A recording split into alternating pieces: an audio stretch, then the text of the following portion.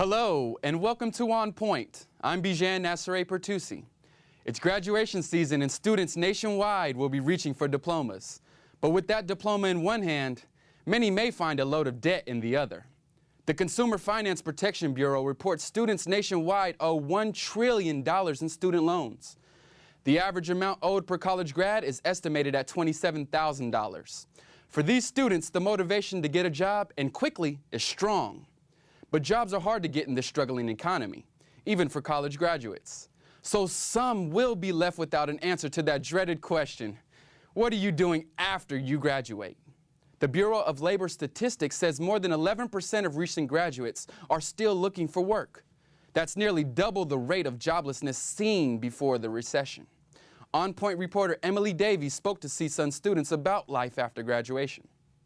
Well, how do you feel about the job market right now? It's pretty competitive, I think, just because everyone's, well, not everyone, but there's so much education, and you need to have so much of it in order to be able to get a job, especially in accounting or in finance or kind of in any type of degree. The population that I'm working with, it's very needed, which is people who basically you can find it anywhere where somebody can have a problem with communication, a disorder in communication. The economy is bad right now. Like, I have plenty of friends that graduate and don't have jobs for like the first year, but like eventually they find something. So I mean, I'm not really too worried.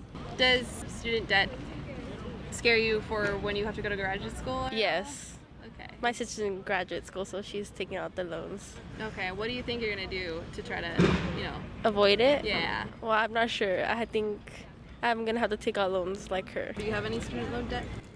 Yeah. I think it's city 20 grand right now. So yeah, principal, interest, and all that fun stuff. So yeah, it sucks. But if you want to get a degree, you're kind of forced, to get some debt at some time. Now Emily Davies is here with more on the story. Thank you, Bijan. I want to welcome our guest here today. I have CSUN Financial Aid Counselor Gregorio Alcante. Then I have CSUN Career Counselor Daniel Levitch. And then finally we have LA Valley College Cooperative Education Professor Doug Marriott. Thanks for coming and joining. Thank you. All right. So it's the season of graduations. And a lot of the students that are graduating in this season studied during the recession. And they probably were aware of the high unemployment rates. And I just wanted to see what you guys thought the job prospects were for graduating seniors. So we can start with you, Gregorio. Well, I'm hoping they're pretty good. I know that if they weren't, I know that students, in terms of financial aid, if they, for example, let's say they borrowed, they do have options where they can postpone payment until they can get their 2 feet grounded and actually find a job and actually get comfortable with, by setting up a budget and getting ready for payments. But I know that there's options for them that way. Gotcha. Okay. Well, I think that depending on the job sector, the outlook varies fairly significantly. But I think the main thing to know is that there are jobs out there. In many cases, you just have to find a way to make yourself more competitive to attain them. Okay. I would agree with Daniel. I think there's a lot of opportunities for students who have been developing transferable skills while they've been in college. I think now's the opportunity for them to feel good about themselves for completing their degree, but also starting to quantify what skills they have, to start to do informational interviews, to start to reach out to people and set kind of measurable, specific goals to, little by little, get towards a job. Gotcha. What would you say is the biggest challenges that new grads face? Well, I think the first one that I see is that they may not be aware of how to start to take care of business. For example, one of the immediate issues I get from students is, okay, so I did borrow student loans. Who do I have to pay them back to? Who is my lender? How much did I borrow? I'm not even sure. And so the key thing is to ease that worry by letting them know where to start by finding this information. And it's pretty straightforward, as long as, I'm glad they asked, but it's pretty straightforward. Matter of fact, what we do here at CSUN is, once we know the student is graduating, we notify them during the spring semester or the last semester that they're enrolled by letting them know you're going to be graduating. These are some of the things you're going to have to get ready for. And here's where you can start looking for this information. Yes. I find that networking tends to be this sort of nebulous concept to a lot of students. How do I network? Where do I network? Whom do I network with? And so really it's about both mining your existing network and building a network for the future, and how you go about that using both social media, existing contacts. So I find, yeah, networking tends to be this sort of difficult hurdle to I guess, deal with. I've seen a challenge with some recent graduates in that often there isn't a course in college about how to get a job. And so there are skills like networking, interviewing, which can be practiced, informational interviewing, improving your resume so you match it for the job you're looking for, giving yourself credit for volunteer work or transferable skills that an employer might look at. And so there's resources that might not have been in traditional classrooms that students can start to access through career centers, through other online material, where they can actually practice and gain confidence, so when they do have an informational interview, they make a positive impression, and possibly that leads to a job opportunity. A lot of students are graduating with debt, and what's a way that grads can overcome this debt, and how can future grads kind of prevent this debt? Okay. Well, if students either one have not borrowed or have borrowed a little bit, one way they can minimize debt is to look at other resources that are not, for example, loans or credit card or stuff like that. For example, scholarships. In the last 2 years, through the Financial Aid and Scholarship Department, we've been pushing students to please apply for scholarships. Matter of fact, we've actually entered the social media ourselves by creating a Twitter account, a Facebook account, an Instagram account, just to get this information out there to students so they can go ahead and do that. So that's one of the ways that they can go ahead and reduce that debt. Now, if they have borrowed, one of the other ways is just to actually know how to look in terms of how much they've borrowed. There's a system called the National Student Loan Database System, which helps track how much you've currently borrowed. And one of the ways that it's so helpful is that if you keep monitoring that database, it can help you know how much you've borrowed up to this point, and it can probably prevent you from borrowing some more. Do you find that fear of more student loan debt prevents people who want to go and get a higher education through grad school and get that higher paying job and more prestigious job because of those debts? You mean, like, does it hold them back? Or, yeah. Well, I guess it depends. If a student is very interested in pursuing, advancing their career or getting an advanced degree, they're going to go ahead and do it. But I think one of the things that helps a lot is if the student is aware of where they are in terms of the debt. What kind of debt is it? Is it, for example, responsible debt such as educational debt as opposed to maybe unsecured debt like credit card debt, which could be kind of unmanageable. But if I don't know if they would be fearful of wanting to go further on because of the debt. Gotcha. Okay. And then this question is for both of you. What would you say is the most common mistakes that grads make in preparation for the workforce? And you can start with Doug. I would say I've seen that they don't customize themselves for certain positions they're looking for. And that goes with any job seeker. When they look for a job, there's a summary of qualifications. They need to match their skills and the positive qualities they have specifically to that job. Whereas if they're sending out kind of a blank template resume that isn't customized from that, I hear directly from employers that those don't even get a second look. So spending time to research and customize themselves for the position they want, and then following up with personal phone calls, going out of their way to find out the person's name, who they're going to interview with, writing a thank you note. Little details, I think, make a big difference to employers. Things like spelling or grammatical errors on a resume still rate one of the #1 reasons people don't get a position. And then when they do get the interview, actually practicing and prepping for the interview. Yeah, I think that's a great answer. And really to add to that, the idea of managing your online presence, so oftentimes, an employer may want to do a Google search, find out a little something about you. If your online presence isn't what you want it to be, then you've done something wrong. And I really feel like taking the time to work on your privacy settings, get to know your privacy settings because they seem to change, month to month, depending on whatever social media platform you're using. And I think that when an employer Googles your name, if the first thing they see is your Facebook page, and it's just locked up and you can't get into it, there's a sense of frustration that's going to come. So what you're going to want to do is manage that by sort of inundating the internet with positive things about yourself. Your LinkedIn page, possibly your online portfolio, things that will come up in the top 2 or 3 searches. It may not be the first. Facebook's probably going to be the first. But beyond that, you want things that they're going to be able to open and see something about you. And the beautiful thing about LinkedIn and online portfolios is that you get to control what they see. And I think really, managing your sort of online presence. Okay, that's actually a question I was going to ask. And moving on with that, how would you say would be the best use to advance your career? Because I mean, a lot of people who hire candidates, they'll look on, they'll do the Google search. What is the best way, do you think, to make yourself look the best as a candidate?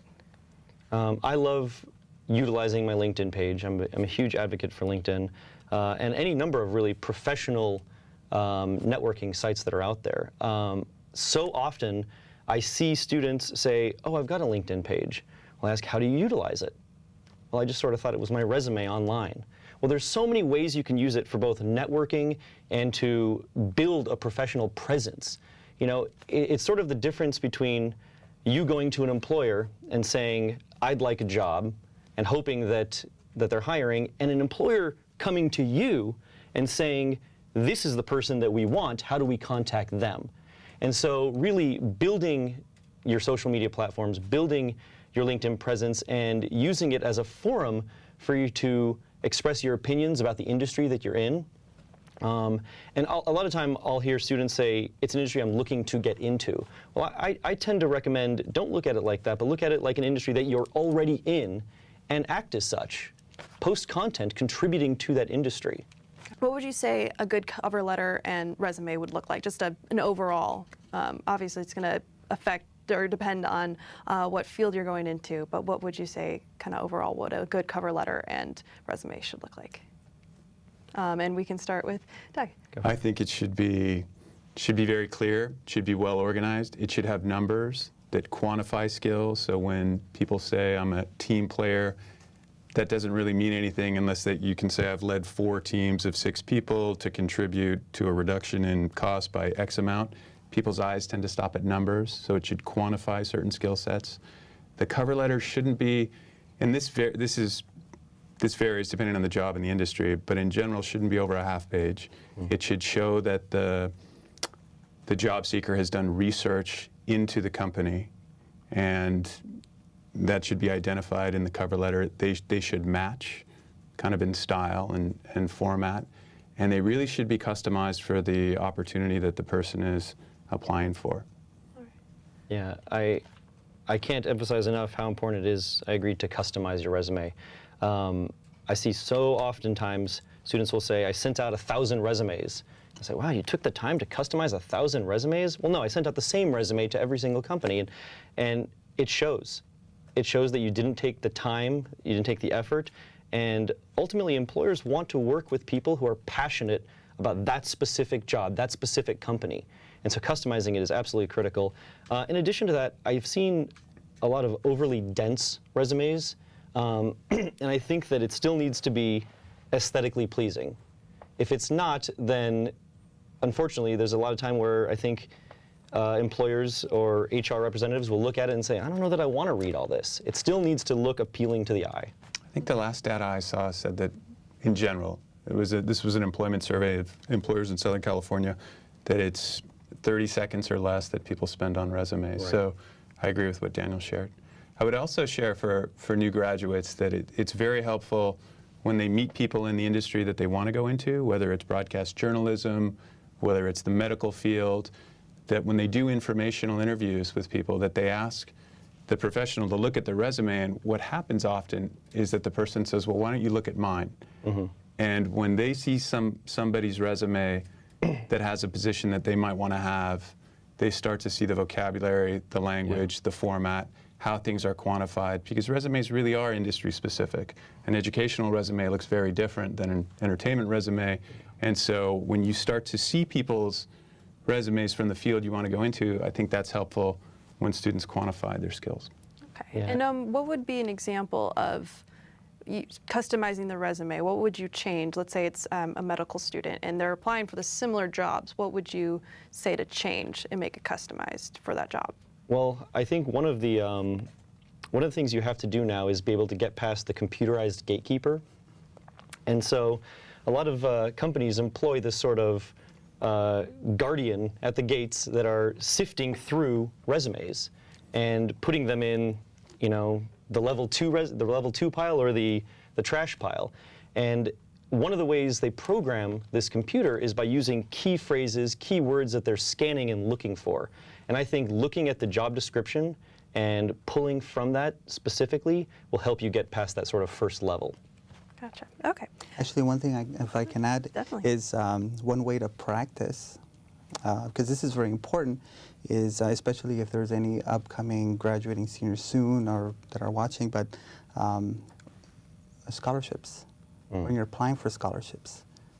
Basically what they were mentioning right now, that's kind of what we look for when you're applying for scholarships in terms of following directions, making sure that you're answering the questions, you are tailoring them specifically for the scholarship that you're applying, because we have a new system called Stars Online, where you basically put in a profile and then you can send them off to different scholarships. But the catch is that you just can't hit a button and then they will go to all the different scholarships. You have to pay attention to every scholarship, answer their specific questions, and then answer them, tailor them to that specific thing. And I think that's a good way to practice as well, just because it's not that far off from what they've been talking about in terms of cover letters and resumes. It's very true, very true. How important would you say internships are, Doug?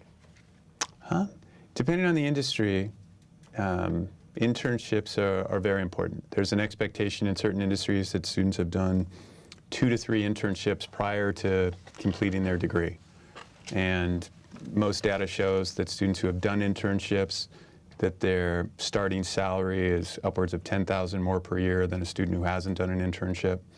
Often when prospective employers look at internships, they see quantifiable skills, they see that the student already has a certain level of professionalism because they've spent multiple semesters in the industry. So I would say they're very important depending on how students utilize them and how they quantify the experience.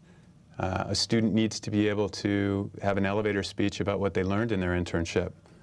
Sometimes I meet students and I say, wow, you did that. This was a great internship. What did you do? And that's something to practice as well. You want to quantify, I worked on this project that had this budget and I learned these skills, you know, rather than kind of a general answer. So I would say they're fairly important. I see now many students doing internships after they have their degree as a way to get their foot in the door. So it can be done, ideally it's done during school, but if not, it can be done after. I think that also structured volunteer work with a nonprofit, if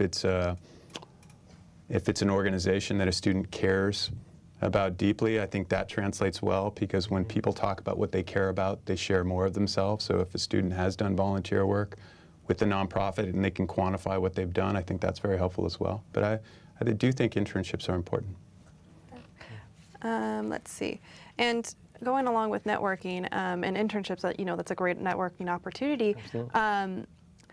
This can be for all of you. What would you say is the best way to keep in contact with those sources that you can use and not, send an email or, talk, like how would you talk with them? How would you have someone? I think the key to networking with someone that you've either worked with in the past or that you've internshiped with in the past is regular contact.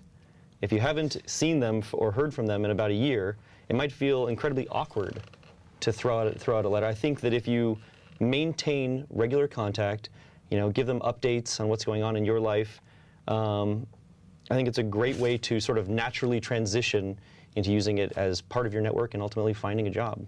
And I think also starting with the people in the places you know. So, for example, in the financial aid and scholarship office, we're so happy that students are moving on with new endeavors and things like that. But if they have any questions regarding anything that either pertains to maybe a student loan that they borrowed or aid for the future, they can always come back and talk to us, and we'd be happy to help them out because they've already established a relationship with the school, and in this case our office, and we're there to help them in anything they want to do.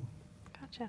I think employers really often focus on soft skills, and soft skills mean different things to different generations. And so if a student is doing an internship and with somebody from a different generation, often a handwritten thank you note goes a long way. And I would also advise students too to ask for, with that same generation, a letter of recommendation at the time when it's most present in the employer's mind, whether it's during the internship. Often I go out and visit the employer and say, how did the student do? And it's fresh in their mind that the student had these qualities. And if they take the time to put it on a general letter of recommendation, that becomes part of the student's portfolio. So when they do reach out again, they can say, it meant a lot to me when you said this about me, when I did this internship, and it helps to add to their employability. One of the things that graduates don't have is real work experience a lot of times, and a lot of interviewers are uncomfortable with hiring them because they don't know if they can keep up with the time pressures or any real world work experience. I think it takes time to prepare yourself, but also to sit down and really reflect on the skills that were built while the interviewee was in college. They met deadlines, they navigated a complicated system, they worked with different people, they took different coursework. At the time, they might have done volunteer work. So it's really quantifying and thinking about skills that a student might have that they might not even give themselves credit for. I have an example where a student studied to be a nurse, and to put herself through nursing school, she had worked as a server at a restaurant. And that's work that I've done, and you learn a lot from there, and she debated whether or not to put it on her resume. Right. And so you look at what an entry-level nurse needs to do, and they need to be good with people, they need to follow directions, they need to follow safety protocols. Many of the things that this student had been doing for 3 years while working to put herself through school, she had developed those skills. So it's a matter of looking at that, putting it down, and then being able to share how they connect and fit the job, even in areas they might not have thought of. You know, transferable and soft skills are very important, and people get those in different environments. Yeah, I think the best advice that I've heard regarding interviews was simply give examples. Give examples. For every question that I get, I try to think of some example, some story that can relate a personal experience to the answer. And I think giving examples really shows and really hits that point home regarding soft skills. Gotcha. Okay. Well, my final question, what was something, and this is for all of you, what would be something that what advice would you have wished you would have had as a freshman, incoming freshman, preparing for your workforce, and then as a graduating senior going into the workforce? So we can start with you, Gregorio. Let's see, well, let me think about that one. If I knew then what I know now, I would say is maybe learning more about, for example, scholarships, understanding the importance of what are the real costs of college, understand that there are certain expenses that you must have resources for to pay, and then others you can kind of budget, and actually that would have been very helpful, learning how to budget, the importance of managing your expenses, spending on what is needed, not what you want, and I think that would be very helpful. Okay. And then how about going in as a graduate, coming out into the workforce? Let's see. Well, I really can't think of anything top of my head right now, but just, I guess, the importance of knowing where to start, knowing what questions to ask, and then just going for it. Great, thanks. I think as a student, I wish I had sought out a mentor. And I think a mentor is such a valuable resource, really for two reasons, and really for a plethora of reasons, but two that I'd like to focus on are the advice you're going to get in its rawest form is absolutely invaluable, and two, you've got an advocate now. You've got somebody who's putting their neck out for you, somebody who can give you names to speak with in your field. I mean, that to me is really the essence of networking. You've got somebody who's willing to recommend you for a position because they know you. And as far as upon graduation, really, utilizing my Career Center, really both through school and as alumni, utilizing my Career Center. We have panels, we have workshops, Resumania, Interview Frenzy. We have an online application called Pathways that really lets you both explore career possibilities and help you with practical applications for it. Really just using my Career Center. Doug? So it was for an incoming... As an incoming freshman preparing for college, and then as a graduating senior going out into the workforce. Okay, I wish I would have been told early on about the value of experiential learning. If you have the choice between writing a paper and doing 20 hours of volunteer work and keeping a log, do the volunteer work, in my opinion, because that opens up different doors. You meet people in the workforce, you start to develop skills. So I wish I would have started doing volunteer work earlier in my undergraduate studies. And then getting out, I would agree with Daniel about utilizing resources that are there and knowing that these are skills that we develop over time. People aren't born good at interviewing. They practice and they get better. People aren't born good at networking. Right. They practice and they do it. And so setting kind of measurable, specific goals and challenging themselves with the checklist to go out and say, I'm going to meet 10 people in the field this week. I'm going to send them thank you notes. I'm going to practice this, because that's where jobs are really found rather than perhaps traditional ways where they might be lonely and get discouraged by sending out resume. It's really the interpersonal part. So developing interpersonal skills in any capacity that they can, I think, will be very helpful. Great. Okay, and that's all the time we have. Thank you so much, gentlemen, for joining me today. Thank you for having us. Thanks.